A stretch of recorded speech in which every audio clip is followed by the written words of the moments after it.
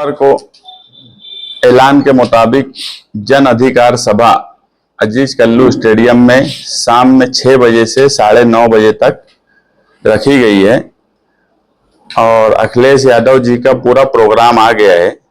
वो लखनऊ से 1 बजे निकलेंगे, वज्जर एयरपोर्ट पर 2:30 बजे पहुंचने वाले हैं और वहां से फिर उनका जो भी प्रोग्राम है, बम्बई की जो रियासती यूनिट है अबू आसिम आजमी साहब और दूसरे सब जिम्मेदारान, उनको वो लेकर वो काफिला मालेगांव शहर में 5 बजे pavilion hotel, pavilion resort Mansura के सामने वहां पर आएगा। फिर वहां पर वो कुछ लोगों से मिलेंगे, हो सकता है कि वो पत्रकार परिषद भी वहां लें और उसके बाद शाम में जलसे के लिए पवेलियन होटल से निकलकर मौसम पुल से होते हुए आगरा रोड से मुशर्रफ चौक से आमीन इशरत जनाजा हॉल जो है कब्रिस्तान के पीछे से, वहां से रजा चौक से पहले महबूब मस्जिद की जो रोड है जो अजीज कल्लू स्टेडियम में जाती है, वहां से वो अजीज कल्लू स्टेडियम में जाएंगे। प्रोग्राम आज की पत्रकार परिषद या प्रेस कॉन्फ्रेंस बुलाने का मकसद ये था कि प्रोग्राम अपने वक्त पर शुरू हो जाएगा और अपने वक्त पर खत्म हो जाएगा। इस तरफ से ये लोग आने वाले हैं जो रूट मैं बताया, और आम लोगों का जो रूट है वो मालेगांव स्कूल और हसनपुरे की तरफ से जो मेन एंट्री है उधर से आम लोग जो प्रोग्राम में शिरकत करने वाले आने वाले हैं वो आएंगे और उनके लिए पार्किंग का इंतजाम उर्दू घर का जो कैंपस है वहां पर बातचीत की गई है कि वहां पर वो अपनी पार्किंग करे। इस तरह का पूरा प्रोग्राम है और हम ये बात महसूस कर रहे हैं कि संविधान रक्षक बोलकर इंडिया अलायंस के man of the match Akhilesh Yadav का इस्तकबाल मालेगांव शहर में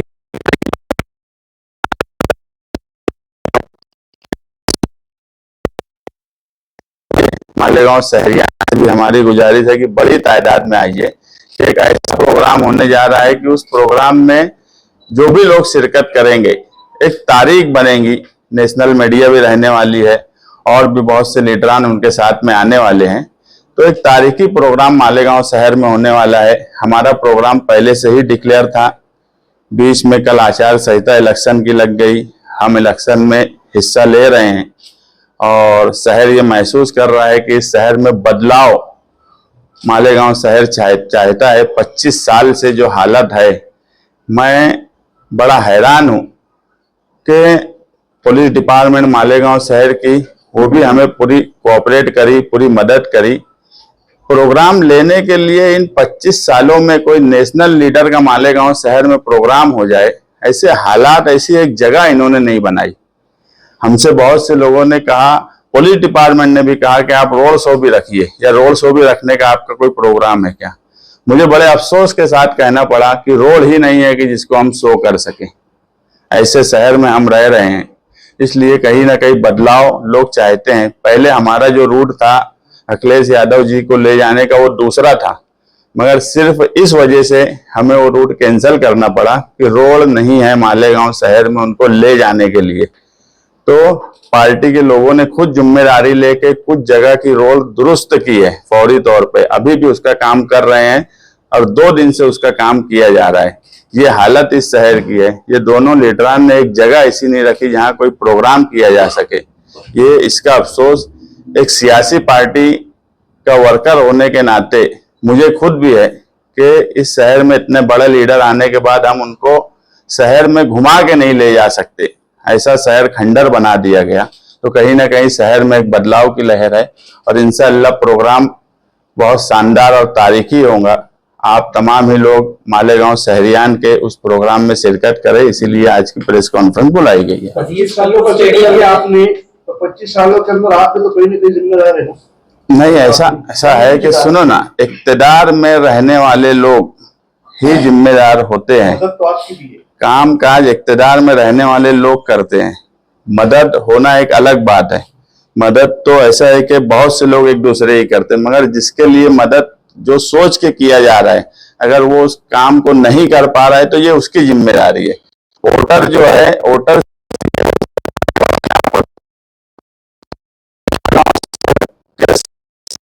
1 लाख से ज्यादा लोग अगर आज अपने आप को ठगे गए ऐसा महसूस कर रहे हैं, तो उसमें जिम्मेदारी लीडर की है। 25 साल में इन दोनों ने, मैं हमेशा बोल रहा हूं, ये दोनों की मिली जोड़ है। आप इलेक्शन में, इस इलेक्शन में भी आप देखेंगे जिस तरह की कैंपेनिंग की जा रही है दोनों की तरफ से, ये मुद्दे से जानबूझ के हटा रहे हैं। और मैं ऐसा मानता हूं कि ये दोनों ने इस बात को आपस में तालमेल मिलाया है कि अगर हम मुद्दे पे बात करेंगे तो यहाँ पर लोग बदलाव की तरफ जा रहे हैं। तो मुद्दे की बात छोड़ के गोली और जातियात, घरों में जाके बात करना, ये बात नहीं। हम अभी भी हमारे स्टेज से जो काम की बात है हम उससे हट नहीं रहे हैं, और वो चाहते हैं कि हम हटे, मगर हम जो है मालेगांव शहर की आवाम जो चाहती है, हम उस लाइन पे ही कैंपेनिंग करेंगे। हम ना किसी की जातियात पर पहले बोले, और ना ही हम गोली और ड्रग्स और दूसरे क्या क्या जुमले बोले जा रहे हैं स्टेज से, वो जुमले भी हमको बोलना मुनासिब नहीं लगता। क्योंकि आज यूट्यूब के दौर में ये आप यकीन मानो कि ये सिर्फ मर्द ही देखते हैं ऐसा नहीं है, एक बड़ी तादाद औरतों की भी है। जो यूट्यूब चैनल, आप लोगों का यूट्यूब चैनल एक बड़ी तादाद औरतों की है जो देखती है, और जब वो सुनती है कि ऐसी ऐसी बातें, कि मुझे लगता है कि वो भी शर्मिंदा हो जाते हैं। इस तरह की कैंपेनिंग नहीं होना चाहिए जिसकी वजह से आज हमारी माए बहनें यूट्यूब चैनल देखने के बाद शर्मिंदा हो। मुस्तकीम भाई, ये सभा समाजवादी की रहेगी या इंडिया अलायंस की रहेगी, इसमें दूसरे नेताओं को भी बुलाया जाएगा? हम मालेगांव शहर के इंडिया अलायंस के जो लोकल लेवल पे है, हम वो सब लोगों को बुला रहे हैं। उनको दावत कुछ लोगों को दिए हैं, कुछ लोगों को आज रात तक देंगे। बाकी रियासती सतह पे जो प्रोग्राम है वो रियासती यूनिट जो है वो बातचीत कर रही है, उसका इल्म हम लोग को नहीं है। अलायंस में आपके साथ कांग्रेस पार्टी भी है। कांग्रेस पार्टी के मुकामी जो सदस्य है वो कल से प्रचार के लिए निकल चुके हैं गली में, और आपके टिकट के दाव पर है, तो आपका क्या अंडरस्टैंडिंग रहेगी? तो देखिए, टिकट का फैसला ना हम कर सकते हैं ना वो कर सकते हैं। उनका मांगना, उनका कोशिश करना, वो उनका हक है और वो उनको करना चाहिए, उसमें कोई गलत बात नहीं है। हमारी कोशिश, ये हमारा हक है। ना हम यहाँ पर टिकट का फैसला कर सकते हैं ना वो यहाँ टिकट का फैसला कर सकते हैं, मगर दोनों लोगों ने ताकत से मांगना चाहिए, कोशिश करना चाहिए, इसमें कोई गलत बात नहीं है। ये फैसला ऊपर की सतह पे होने वाला है। अब ऊपर का जो भी फैसला पार्टी करेंगी वो फैसले के साथ रहेंगे। कि अगर समाजवादी को टिकट मिलता है तो मैं उनके साथ रहूंगा, अगर कांग्रेस से टिकट उनको मिलता है तो क्या आप उनके साथ रहेंगे? पार्टी का जो हमारा ऊपर का फैसला रहेगा, हम पार्टी का फैसला जो ऊपर का आएगा हम वो फैसले के साथ रहेंगे। मैं क्या बोला, वो टिकट का फैसला करने का इख्तियार ही हमारे हाथ में नहीं है, इसलिए वो बात का मैं जवाब नहीं दे सकता। पार्टी जो फैसला करेंगी, ये मालेगांव शहर जानता है कि हम तो पार्टी बदलने वाले लोग ही नहीं है। हमने बड़ी मुश्किल से एक पार्टी छोड़ा, और ये समझ लो कि हमारे लिए बहुत अच्छा ही हो गया कि वो बीजेपी के साथ चले गए। हम वाहिद ऐसे हैं जो फिरका परस्त पार्टी के साथ एक पार्टी हमारी गई, तो हमने एक इतिहास जो हमारी पार्टी का था वो पार्टी को हमने छोड़ दिया। बाकी मालेगांव शहर में लोग पार्टी किस वजह से बदल रहे हैं, अभी झंडा डंडा किसके पास कौन सा आने वाला है, वो भी मास्टर स्ट्रोक यहाँ का नहीं है, मास्टर स्ट्रोक बीजेपी वाले की लाइन से चलने वाला है। वो मास्टर स्ट्रोक, वो बीजेपी जो मास्टर स्ट्रोक देंगी, वो झंडा आएगा वो डंडा आएगा। और कुछ का हाल ऐसा है कि झंडा और डंडा है तो भी झंडा और डंडा ढूंढ रहे हैं। तो कांग्रेस का टिकट मांगने के लिए लीडरों की लाइन ज्यादा लंबी हो रही है, ऐसा आपको लग रहा है? कांग्रेस का ज्यादा नहीं, ऐसा मुझे नहीं लग रहा है। कुछ लोगों की जमीन खिसकती हुई नजर आ रही है इलेक्शन डिक्लेयर होने के बाद भी। आज समझ लो, अगर इतनी ताकत लगती, जो ये बोलते हैं कि हम बहुत बड़े लीडर हैं, मैं अभी बोल रहा हूं कि जो ये दावा कर रहे हैं हम बड़े लीडर हैं, उनकी जमीन खिसक गई है, उनको महसूस हो रहा है। उनके जलसे में उनका स्टेज देखकर भी शहरियान समझ रहे हैं कि इनके साथ कौन लोग हैं, तो वो इधर उधर भागते फिर रहे हैं। आज समझ लो कि हम समाजवादी पार्टी में, समाजवादी पार्टी इंडिया अलायंस में टिकट की बात चल रही है, तो मालेगांव शहर में सिर्फ समाजवादी के ही बारे में कभी ये नहीं सुनेंगे कि ये कहीं जा रहे हैं कहीं आ रहे हैं। ये बात मत समझना कि हमसे कोई लोग राब्ता नहीं कर रहे होंगे, पीछे हमसे भी बहुत से लोगों ने राब्ता किया। हम साफ एक बात बोले कि हमको हमारे लीडर पर भरोसा है, और हम जो काम कर रहे हैं हमको हमारे शहरियान पे भरोसा है। और हालात जो हमको लग रहे हैं, आप यकीन मानो ये शहर में 20 नवंबर को वोटिंग होने के बाद 23 नवंबर को इस शहर को एक नया नुमाइंदा मिलने वाला है। तो ये रक्षक बोले संविधान रक्षक। अब इंडिया अलायंस में जो है समाजवादी है, 1 मिनट के लिए ये सोचा जाए कि समाजवादी को यहाँ से टिकट नहीं मिला तो कांग्रेस का काम करेंगे, हाँ या ना? पार्टी, मैं एक बात इससे पहले भी बोला कि ये फैसला टिकट मिलने का हमारे हाथ में नहीं है।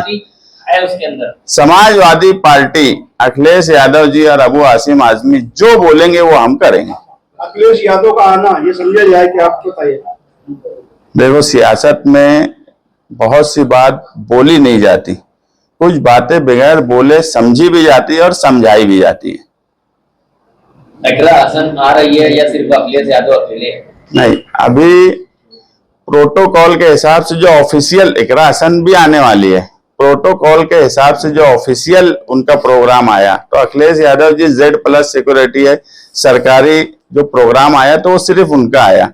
मगर पार्टी के जिम्मेदार अभी मालेगांव में आ जाएंगे शाम तक, वो लोग उनका, वो किस तरह से उनके साथ आने वाली है या वो अलग से आने वाली है, आसिम भाई के साथ बंबई से आएंगी, वो लोग वो चीज बातचीत करके सामने बताने वाले हैं। मेरी तरह मालेगांव की आवाम इकरा हसन को देखने सुनने के लिए इच्छुक है इस वजह से। इकरा हसन एक बार नहीं, मालेगांव में 2 बार आएंगे और हो सकता है नॉमिनेशन फॉर्म शान के साथ इकरा हसन ही भरने जाए। भाई मराठी समाज पे अभी चल रहा है कि यार समाजवादी को सीट छोड़ के इसको समझा। मैं भी सुना, मतलब अच्छी बात है इस समाजवादियों के लिए। मुस्तकीम भाई, जो भी इल्जामात आपने अपोजिशन को लेकर लगाए, खास तौर पर MIM को लेकर, उनकी जो भी मीटिंग हो रही है, जलसे हो रहे हैं, उसमें जिक्र नहीं आ रहा, लेकिन आपका कोई मुकर्रिर समाजवादी का नाम लेने तैयार नहीं। जवाब नहीं दे सकते हो, बोल क्या सकते हो? बोलने के लिए कुछ चाहिए तो उनके पास। ना हम गोली चलाते, ना हम गोली बेचते, ना हम दूसरी कोई मेडिकल वाली बात करते, ना हम जातियात पे जाते, तो बोलेंगे क्या? एक जो उनके सामने है वो यही सब करते तो वो बोलेंगे।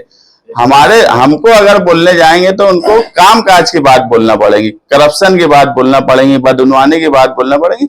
हमको बोलने के लिए उनके पास कुछ नहीं है, वो हमारा जवाब तक नहीं दे सकते। और यही इलेक्शन में हमारे लिए सबसे बड़ा फायदा होने वाला है। तो शहर में ये चलेगा कि इग्नोर तो नहीं कर रहा। आपको बड़ा नहीं बनाना चाहिए, बोलो मत बोलो उनके बारे में, ऐसा तो नहीं। देखो, बड़ा जो है ना, कोई लीडर या कोई अपोजिशन वाला या जिसके सामने लड़ रहे वो नहीं बनाते, बड़ा शहर बनाता, शहर के लोग बनाते, वोटर बनाते। और शहरियान ये मान लिए है कि समाजवादी पार्टी जो है वो मुकाबला पूरी ताकत से करने वाली है। और इंशाअल्लाह मैं बोला 23 तारीख को मालेगांव शहर में एक नया नुमाइंदा आपको मिलने वाला है। आपके बोलने के हिसाब से ने कहा कि मेरी लड़ाई जो सीधी जो लड़ाई है वो MIM के साथ और समाजवादी के उम्मीदवार के साथ में है। तो आप क्या सोच रहे हैं, आपकी लड़ाई किसके साथ होगी आपके सामने? हमारी लड़ाई दोनों के साथ है।